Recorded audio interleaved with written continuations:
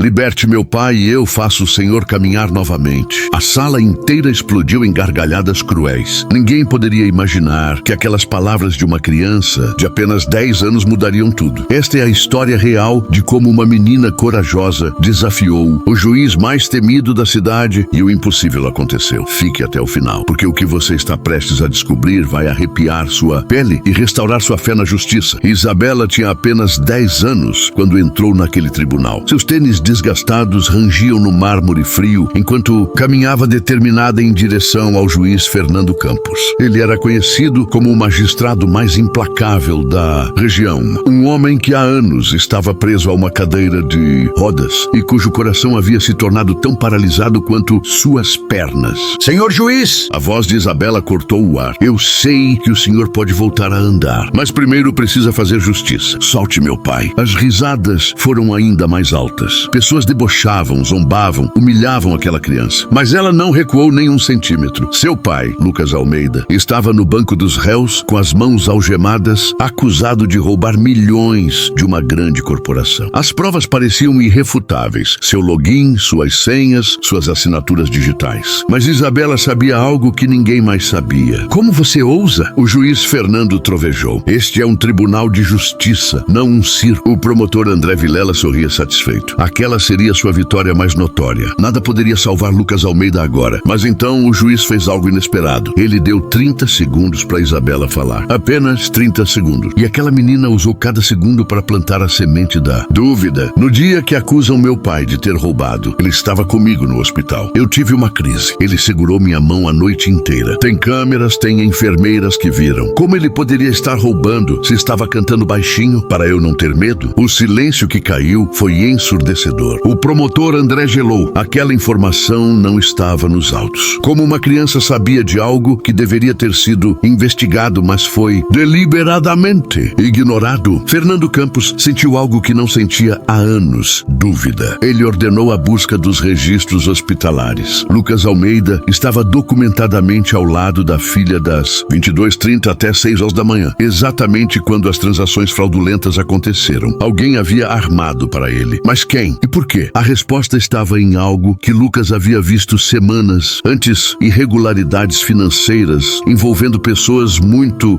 poderosas. Ele havia feito perguntas inconvenientes e por isso precisava ser silenciado. O método era perfeito: falsificar evidências, suprimir testemunhas, garantir uma condenação. E teria funcionado, se não fosse por uma menina de 10 anos que se recusou a desistir. Fernando suspendeu o julgamento e libertou Lucas sob custódia domiciliar. E foi nesse momento que algo extraordinário começou a acontecer. Sozinho em seu gabinete, Fernando sentiu algo percorrer suas pernas. Um formigamento. Depois de anos sem nenhuma sensação, algo estava despertando. Impossível, ele murmurou. Os médicos haviam sido claros: lesão irreversível da medula. Mas o formigamento aumentou. E então seu dedão tremeu. As palavras de Isabela ecoavam: quando o Senhor fizer o que é certo, o impossível vai acontecer. Fernando começou a investigar seu próprio acidente e descobriu algo chocante. O mecânico que assinou o laudo técnico havia sido pago para falsificar acidentes, transformando sabotagens em falhas mecânicas naturais. Seu acidente não foi acidente, foi tentativa de assassinato. E a empresa envolvida? A mesma que incriminou Lucas, Corporação Vitória. Tudo estava conectado. Um esquema gigantesco de corrupção envolvendo empresários, bilionários, políticos influentes e policiais corruptos. Eles destruíam quem descobrisse a verdade. Mas agora Fernando tinha evidências. E ele tinha algo mais: a força voltando para suas pernas. O promotor André Vilela foi encontrado morto no Rio. Oficialmente suicídio, mas havia marcas de tortura. Eles o eliminaram. Mas antes de morrer, André enviou um arquivo programado com todas as evidências: nomes, valores, gravações, confissões. No dia do julgamento final, o tribunal estava lotado. Câmeras de todo o país estavam ali. E quando os 3 homens por trás de tudo entraram: o empresário bilionário, o deputado corrupto e o delegado manipulador. Eles não imaginavam o inferno que os esperava. Fernando apresentou tudo: documentos, gravações, testemunhas. 15 vítimas inocentes que haviam sido destruídas pelo mesmo esquema. Cada história mais dolorosa que a anterior. Vidas arruinadas, famílias destroçadas, reputações aniquiladas. Tudo por ganância, tudo por poder. Maurício Brandão, o empresário, tentou gritar ameaças. Sérgio Castanheira, o político, chorava. Olavo Gustavo Mendonça, o delegado, estava em choque. Eles haviam construído um império sobre mentiras e agora tudo desmoronava. Foi no meio daquele caos que Fernando decidiu fazer algo que ninguém esperava. Com as mãos tremendo, ele agarrou os braços da cadeira de rodas. Seu coração martelava, suor escorria, cada músculo gritava. E então ele a empurrou. Centímetro por centímetro, Fernando Campos se levantou. O primeiro a notar foi um policial. Sua boca abriu em choque. Depois a advogada. Ela deixou cair os documentos. Então todos viram. O juiz, que não andava há anos, estava de pé. O silêncio foi absoluto. 200 pessoas testemunharam o impossível. E Fernando deu um passo, depois outro. Cada movimento era uma vitória contra a impossibilidade. Pessoas começaram a chorar. Algumas caíram de joelhos. Outras ficaram paralisadas. Ele estava andando. Fernando caminhou até o centro do tribunal e declarou: há anos perdi a capacidade de andar, mas perdi algo pior, a capacidade de acreditar em justiça. Ele olhou para Isabela, que chorava e sorria ao mesmo tempo. Uma criança me desafiou. Ela prometeu que eu voltaria a andar se fizesse a coisa certa. Ela estava certa. Não sobre magia, mas sobre algo mais profundo. Quando escolhemos justiça sobre conveniência, algo em nós se cura. Os 3 criminosos foram presos. As 15 vítimas foram inocentadas e compensadas. Lucas foi completamente livre. E Fernando? Ele se ajoelhou diante de Isabela e colocou nela a medalha ao mérito civil, a maior honraria do tribunal. Você salvou seu pai, salvou 15 famílias e salvou minha alma. Semanas depois, uma placa foi instalada no tribunal. Aqui, a pequena Isabela nos ensinou que coragem não tem idade, que justiça não tem limites e que milagres acontecem quando fazemos o que é certo. Lucas reconstruiu sua vida. Isabela voltou a ser criança. Fernando nunca mais usou a cadeira de rodas. Esta história nos ensina algo fundamental. Nunca subestime o poder de uma pessoa corajosa que se recusa a aceitar o errado como normal. Às vezes, são os menores entre nós que têm a maior força. Às vezes, a fé de uma criança pode mover montanhas. E às vezes, o impossível é apenas uma questão de ter coragem suficiente para tentar. Se esta história tocou seu coração, compartilhe para que mais pessoas conheçam o poder da coragem e da justiça. Deixe nos comentários. Você teria a mesma coragem de Isabela? O que você faria para salvar alguém que ama? Inscreva-se no canal e ative o sininho para mais histórias inspiradoras que vão restaurar sua fé na humanidade. E lembre-se, quando você faz o que é certo, o impossível pode acontecer, sempre.